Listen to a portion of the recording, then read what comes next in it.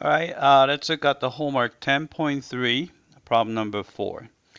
All right, so we want to use the ratio test to determine the convergence or divergence of this following series. All right, so let's do that. All right, so this is going to be our AN. All right, so AN plus 1 would be, right? So you see, every time you see n, we're going to put n plus 1. So it's going to be 8 times quantity, right? We see n, so we put n plus 1 squared over, right, 7 to the n, so it's going to be 7 to the n plus 1, right? Then we do the ratio test, so you have a limit as n approaches infinity. Absolute value of an plus 1 over an. So this is just basically the ratio between two consecutive terms. So you have limit as n approaches infinity, absolute value. All right, let's put an plus 1, which is 8 quantity n plus 1 squared over 7 to the n plus 1, right? Then divide by an. So I'm going to multiply by its reciprocal. So I'm going to put the 7 to the n on top. And then you have 8 n squared, right? Then with the absolute value sign. All right, let's clean it up. So you have 8 on top and 8 on the bottom. We can cancel those out. And also, we have 7 to the n. So you have n of these.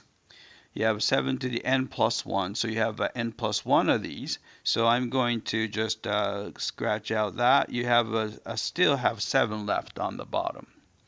All right, then clean up a little bit here. So you have a 7 on the bottom, so which means that's a 1 over 7. And I'm going to place it outside. So this is going to be 1 over 7 outside. And then you have a limit as n approaches infinity. All right, and what's left has a square in it. So I'm going to actually write a square like this. All right, so squared, since the top and bottom both have squared. So you have an n plus 1 on top with the square. And then you have an n on the bottom with the square. So that takes care of that one and that one. So that's everyone, right? And we don't really need the absolute value because it's never going to be negative. All right. Then before we just evaluate this, I'm going to simplify this by do n divided by n plus 1 divided by n. So I'm going to write it as 1 over 7. And also, you can use the property of limit. So you can put this limit inside the squared. So I'm going to put that here, big parentheses squared.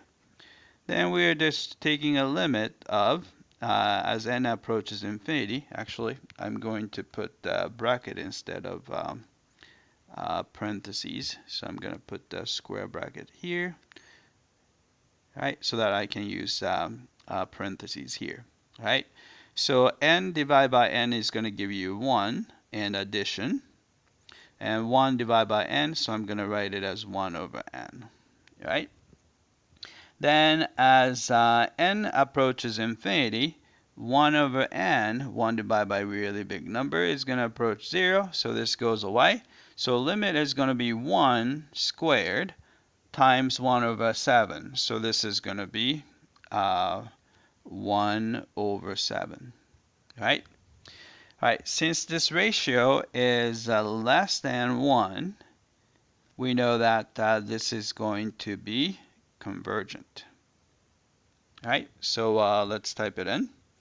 All right, this ratio came out to be 1/7, and this is less than 1, so therefore it's going to converge. All right, let's check the answer. All right, I came back and looks like we got all 3 correctly. All right, that's it. I hope that this was clear.